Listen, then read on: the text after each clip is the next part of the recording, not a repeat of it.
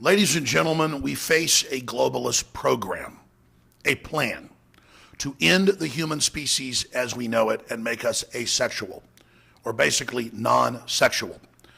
This was written about in 1932 by Aldous Huxley in Brave New World.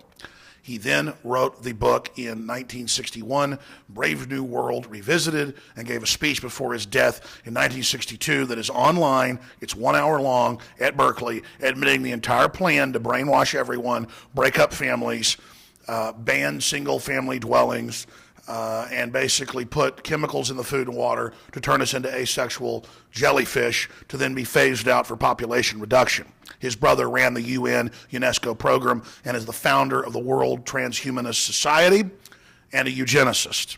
He was the head of the Eugenics Society when he changed the name. That's the context here. And the Russians understand that and talk about it on state-run TV.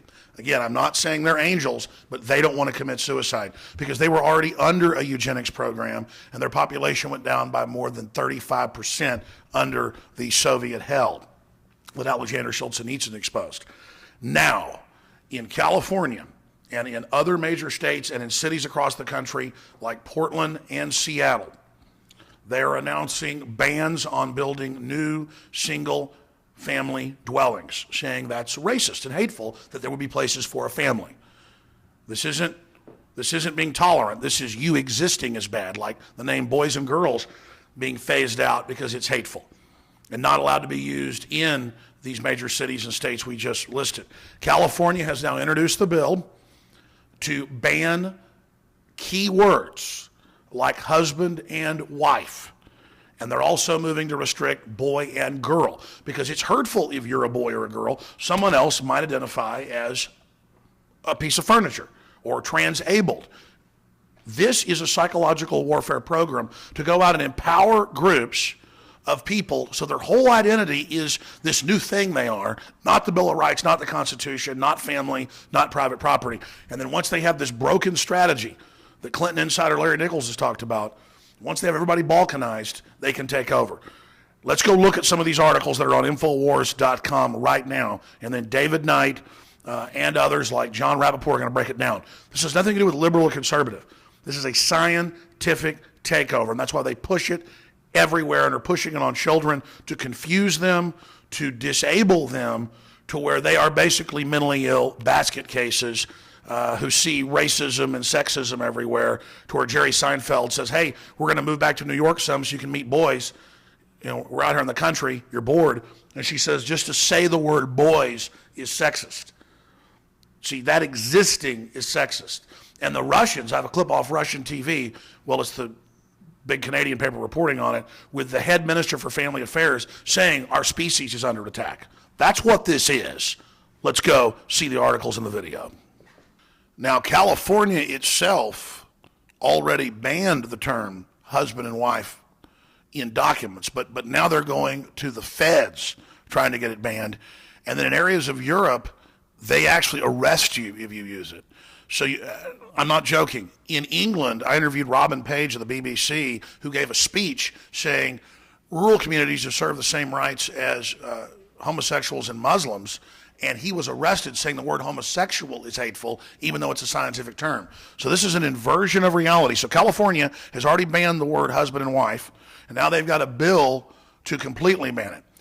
Here's the article. Democrats introduced bill to ban husband and wife as anti-gay words. This is how you take over society through political correctness. This is the same thing that was done in Russia.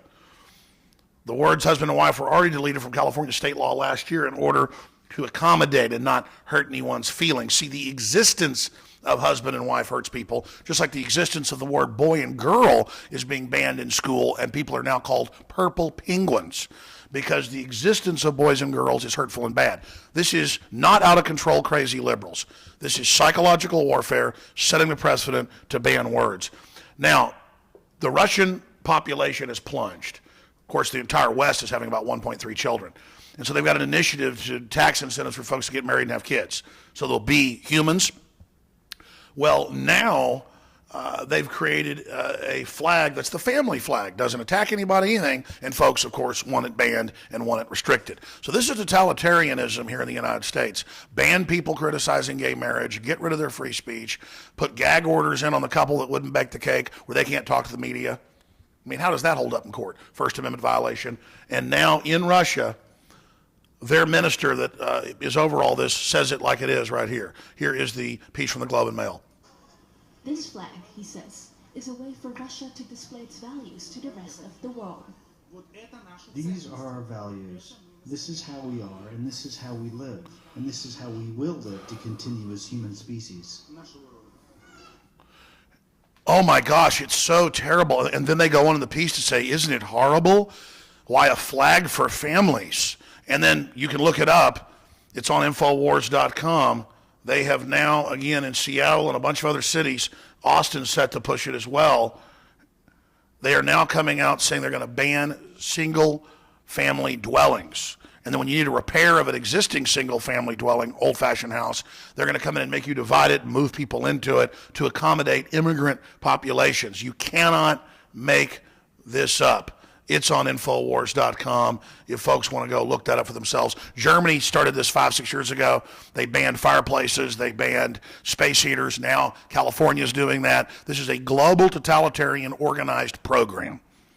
Understand that. It's not about being loving. They use our goodwill, our innate classical liberalism that came from the West as a psychological warfare tool, a virus to get us to just stand down, run up a white flag, and accept anything they want, including sexualizing our children. All right, back to the live transmission with David Knight. I'll be back live this Sunday, Lord willing, 4 to 6 p.m. with the Sunday transmission. If you were watching or listening to this transmission, spread the word. We have the power, we have the will, we have the truth. We can reverse this scientific, technological tyranny that's taking over. But it's up to you to activate and realize you are the answer. You are the solution with God's help. Back to David Knight. And don't tell me that I'm a weirdo because I'm upset about this. I'm just sick of dishonorable trash. Supreme Cobra Commander! You're failures! You think I'd sell my family out like you, dirtbag?